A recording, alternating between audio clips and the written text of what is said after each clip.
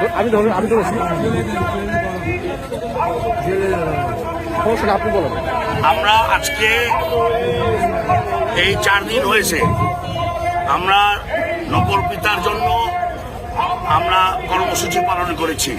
আজকেও কর্মসূচির পালনের শেষ প্রায়।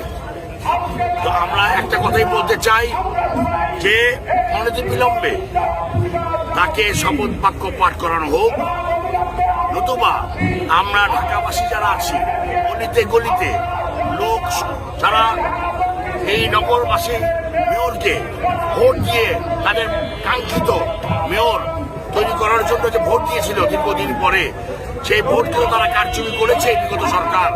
কিন্তু ভোট যার সর্বোচ্চ ফল, এই কোর্ট কিন্তু রায় দিয়েছে ইঞ্জিনিয়ার ইসহাকের মেয়র হওয়ার পক্ষে।